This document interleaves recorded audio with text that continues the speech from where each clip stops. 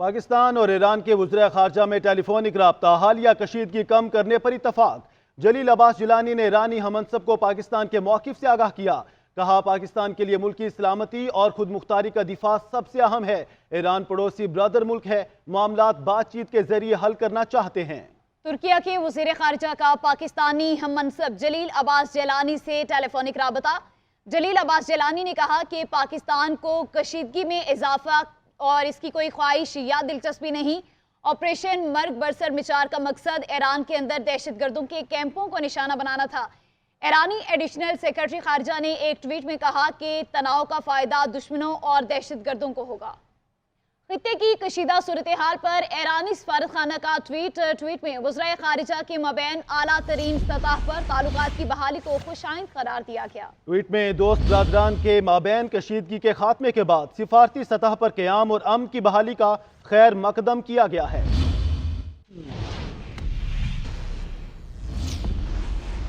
اس سیاسی صورتحال پر نظر ڈالیں تو مسلم لیگ نون کے چیف آرگنائزر مریم نواز کہتی ہیں کہ 2018 میں نون لیگ کو دھاندلی کے ذریعے ہرایا گیا۔ آج مقابلہ کرنے والا کوئی نہیں۔ مخالفین جوتیاں چھوڑ کر بھاگ گئے۔ خانیوال میں جلسے سے خطاب کرتے ہوئے کہا کہ کیا نواز شریف نے کبھی ٹانگ پر پلستر چڑھایا؟ کیا کبھی جھوٹا انٹرا پارٹی الیکشن کرایا؟ کیا نواز شریف نے کہا تھا اقتدار سے نکلنے پر جھوٹا سائفر لہراؤ، شہداء کی یادگاروں پر حملے کرو؟ عوام کو اپنے ہاتھوں میں لیپ ٹاپ چاہیے یا پیٹرول بم؟ نواز شریف کو عوام کا ساتھ نبھانے کی سزا ملی۔ نواز شریف اس لیے حکومت چاہتا ہے کہ عوام کا ساتھ دے سکے۔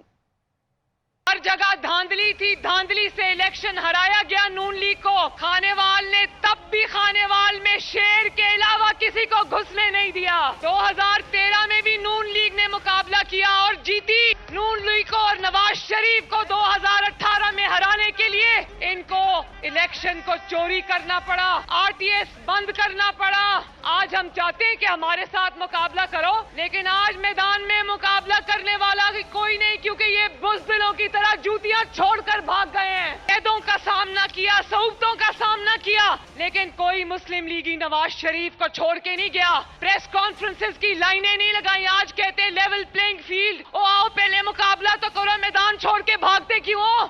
آج انتقام کا الزام لگاتے ہو، لیول پلینگ فیلڈ کا الزام لگاتے ہو۔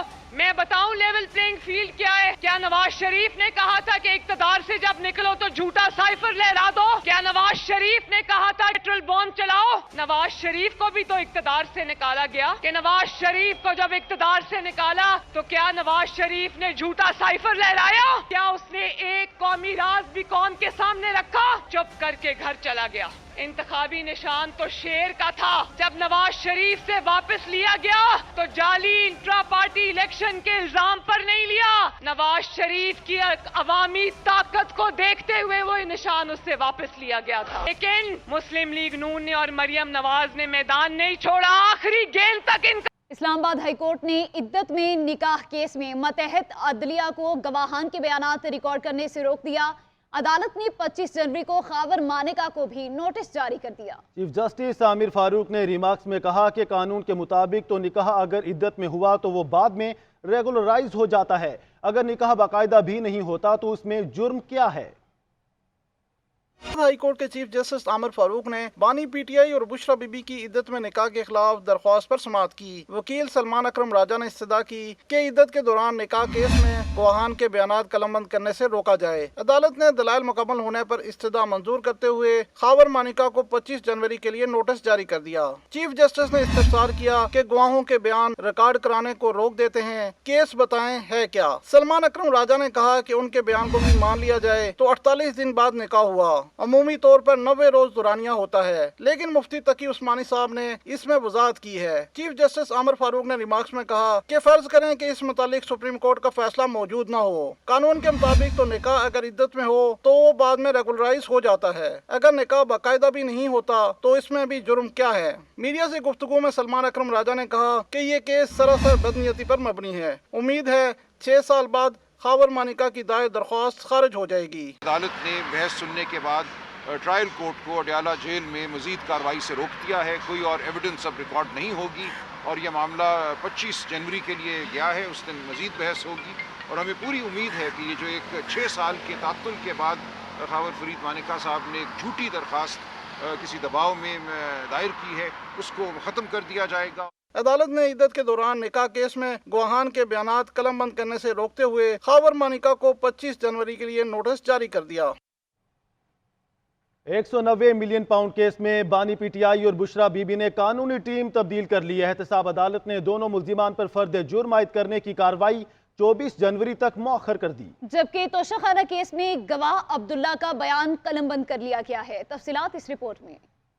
190 मिलियन पाउंड केस में फर्द जुर्म की कार्रवाई एक दफ़ा फिर मौखर। एहतसाब अदालत के जज मोहम्मद बशीर ने अडियाला जेल में केस की समाअत की। दौरान समाअत अदालत को बताया गया कि बानी पीटीआई और बुशरा बीबी ने केस में कानूनी टीम तब्दील कर ली। बैरिस्टर अली जफर, सिकंदर जुल्करनैन सलीम और मोहम्मद उस्मान गुल नई टीम का हिस्सा होंगे। ने कहा कि कानूनी लिहाज से उन्हें कुछ मालूम नहीं, उनके वकला की टीम आ जाए फिर इस केस को चलाएं, जिस पर अदालत ने 24 जनवरी तक फर्द जुर्म की कार्रवाई मौखर कर दी। दूसरी जानब एहतसाब अदालत ने तोशाखाना केस में गवाह अब्दुल्ला का बयान कलमबंद कर लिया। बाद अज़ां केस की समाअत 20 जनवरी तक मुलतवी कर दी गई। अडियाला जेल में दौरान इद्दत निकाह केस में वकील उस्मान रियाज ने बताया कि हाई कोर्ट ने इस केस में हुक्म इम्तना जारी कर दिया है, जिस पर सीनियर जज कुदरतुल्लाह ने समाअत बगैर कार्रवाई 25 जनवरी तक मुलतवी कर दी।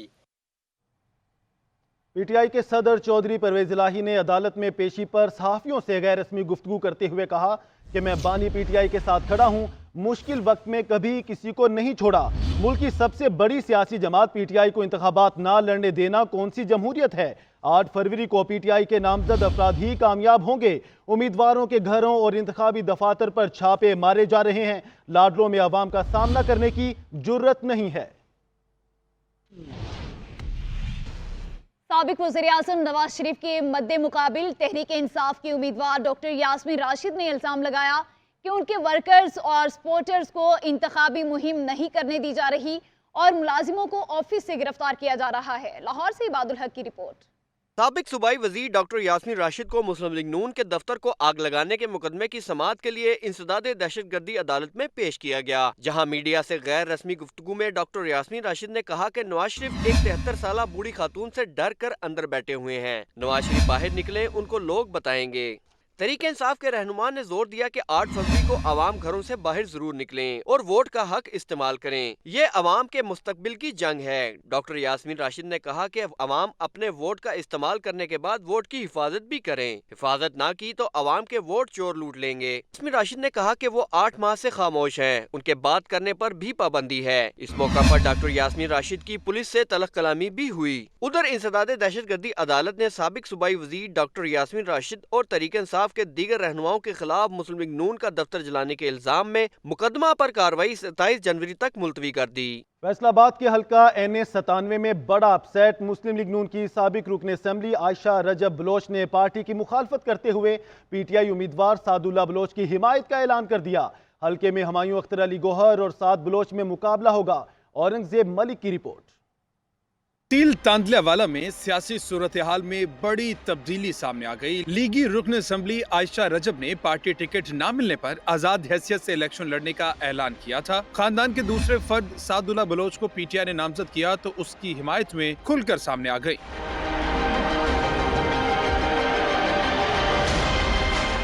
आयशा रजब बलोच के बेटे रोशान रजब ने सादुल्ला बलोच के हमरा सोशल मीडिया पर पैगाम जारी कर दिया, जिसकी तायद वालिदा आयशा रजब ने भी कर दी। रोशान रजब ने इलेक्शन में पीटीआई उम्मीदवार साद बलोच की हिमायत का ऐलान किया। लोग आज इधर भाई सादुल्ला के पास इकट्ठे हुए हैं और हमारी आपस में बैठ के ये मशावरत के साथ फैसला किया है कि 2024 वाला जो इलेक्शन है इसमें हम भाई सादुल्ला की भरपूर कैंपेन करेंगे और इनका भरपूर साथ देंगे।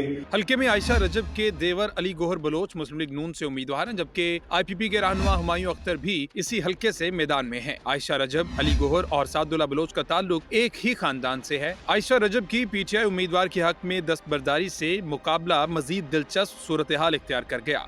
वोट लेने की खातिर बढ़ के नहीं मारेंगे, जो जुबान से निकलेगा उसे पूरा करेंगे। जहांगीर तरीन की मीडिया से गुफ्तगू। बोले, ख्वाहिश थी कि मुल्तान से इलेक्शन लड़ूं, जो पूरी हो गई। पार्टी के लोगों को कहता हूं कि अपने इलाके में जाकर मसाइल को देखें ताकि उन्हें हल किया जा सके। अब्दुल अलीम खान बोले कि हमने कहा है कि लोगों को 300 यूनिट तक रिलीफ देंगे, जीत पर हुकूमत बनाने में अपना किरदार अदा करेंगे। साल में 8 फरवरी को इलेक्शन होना इंतहाई ज़रूरी है। ये पाकिस्तान की ज़रूरत है। इलेक्शन टाइम पे हो और एक हुकूमत आए जो 5 साल के लिए बैठ के मुल्क की आवाम की खिदमत करे। हमारी पूरी कोशिश है और जो हमें यकीन है और उम्मीद है कि हम इस हुकूमत का इंशाल्लाह हिस्सा होंगे, ताकि हम ये बैठ के 5 साल के लिए इस पाकिस्तान के जबरदस्त मुल्क को ऐसा चमकाएं कि लोग याद करें। इलेक्शन अगर आगे जाती है किसी और वजह से जाएगी, मेरा नहीं ख्याल जाएगी। ये पाकिस्तान की जरूरत है इलेक्शन होना। अगर इलेक्शन आगे जाएगी, कोई बम फट जाएगा, कुछ और हो जाएगा, तो आप फिर बैठ के बात करें, करना क्या, मशावरत करके करेंगे। जब हम इकट्ठे इलेक्शन लड़े हैं एक अरेंजमेंट के तहत, तो हम इकट्ठे होंगे हर चीज में। मैं अलग नून लीग और कोई और अलग करने की बात नहीं है। इंशाल्लाह इकट्ठे होकर काम करेंगे। जिन लोगों ने हमें वोट दिया उनके खातिर काम करें। हल्के की आवाम हुक्म देगी मुझे मैं वही कल करूँ। मैं नहीं छोड़ूंगा 149 को। इमरान खान के साथ मेरा बड़ा साथ रहा है। अफसोस ये है कि इमरान खान के साथ जो हालात खराब हुए वो मेरी वजह से नहीं हुए। अब क्यों इस पूरी महफिल में मैं नहीं कहना चाहता कि किसकी वजह से हुए, कि मेरी वजह नहीं थी। मैं इसमें बिल्कुल बेकसूर था। जब हालात खराब हुए तो मैं चुप करके साइड पे जाके बैठ गया। अगर जब मेरे ऊपर एक जाती वार किया गया फैमिली का, फिर मैं चुप नहीं बैठ सकता। इसलिए हुकूमत बनवाई थी आज़ाद उम्मीदवारों को मिला।